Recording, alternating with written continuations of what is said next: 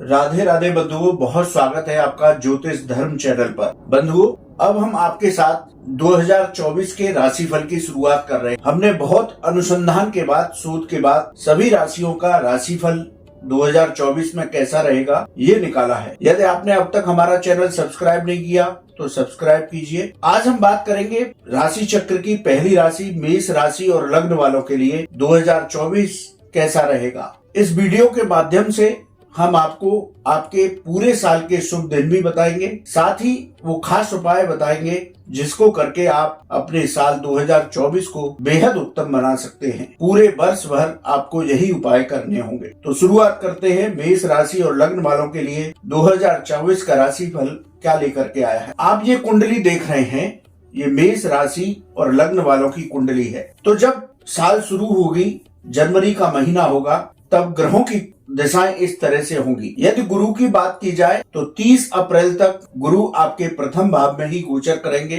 मंगल की राशि में, मित्र राशि में गोचर करेंगे और 1 मई को ये यहाँ द्वितीय भाव में वृषभ राशि में गोचर करेंगे। राहु पूरे वर्ष भर आपके द्वादश भाव में संचरण करेंगे।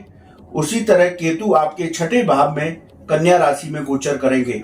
शनिदेव आपके एकादश भाव में पूरे वर्ष भर रहेंगे, लाभ भाव में रहेंगे और उत्तम फल प्रदान करेंगे। और यदि मेष राशि के स्वामी की बात की जाए, यानी कि मंगल देव की बात की जाए, तो जनवरी की शुरुआत में ये आपके नवम भाव में गोचर करेंगे। तो इस तरह से आपकी ये कुंडली इस साल की शुरुआत में रहने वाली होगी। साल की शुरुआत में सूर्य भी आपके नवम भाव में संचरण करेंगे, शुक्र और बुध आपके अष्टम भाव में संचरण करेंगे। तो साल की शुरुआत में इस तरह की कुंडली आपकी होगी। यदि फलों की चर्चा की जाए तो गुरु का फल, यानी कि 30 अप्रैल तक गुरु आपके प्रथम भाव में रह करके बहुत उत्तम फल देंगे। 1 मई को जब ये लाभ धन भाव में पहुंचेंगे, द्वितीय भाव में, तो वहां भी उत्तम फल देंगे।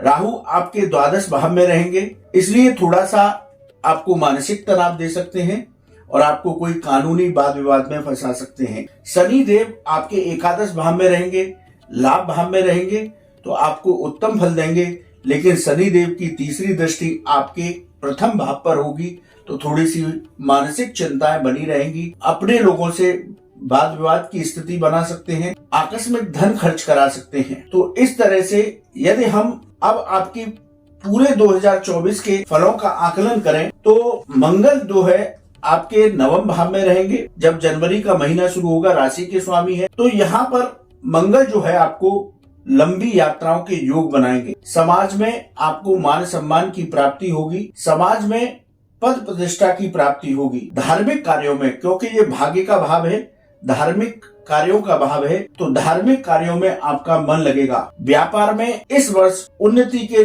योग बनेंगे। मंगल जब यहाँ पर अपनी उच्च राशि में मकर राशि में पहुंचेंगे, तो ये भाव जो है आपका कर्म भाव है। तो जब यहाँ मंगल पहुंचेंगे तो मेष राशि और लग्न वालों को बेहद उत्तम फल देने वाले होंगे। स्वास्थ्य उत्तम रहेगा। देव गुरु बृहस्पति 30 अप्रैल तक प्रथम भाव में रहेंगे और उत्तम फल देंगे। देव गुरु बृहस्पति प्रथम भाव में जब तक रहेंगे, ये आपका व्यक्तित्व का भाव है, आपके आत्मविश्वास का भाव है, मान सम्मान का भाव है। तो देव गुरु यहाँ पर आपको समाज में मान प्रतिष्ठा दिलवाएंगे। दाम्पत्य जीवन आपका मधुर होगा। विवाह का, जिन लोगों का विवाह नहीं हुआ है, इस साल उनके विवाह के अवसर आएंगे और विवाह भी हो जाएगा। नौकरी और व्यापार में सफलताएं प्राप्त होंगी। 1 मई को देवगुरु बृहस्पति आपके धन भाव में संचरण करेंगे। धन का भाव भी है, वाणी का भाव भी है और परिवार का भाव भी है। तो यहाँ देवगुरु बृहस्पति आपकी आर्थिक स्थिति में सुधार करेंगे, लेकिन आपको थोड़ी सी वाणी की मधुरता को बनाए रखना होगा। पारिवारिक जनों का इस वर्ष पूरे साल आपको सहयोग प्राप्त होगा। साल की शुरुआत में मेष राशि और लग्न वालों को राजयोग के समान सुखों की प्राप्ति होगी। राहु की यदि बात की जाए तो राहु पूरे साल द्वादश भाव में गोचर करेंगे, तो आपके व्यर्थ के खर्चों को बढ़ा के, इसलिए अपने व्यर्थ के खर्चों पर नियंत्रण रखें। राहु आपको मानसिक अशांति दे सकते हैं और कानूनी विवाद में फंसा सकते हैं।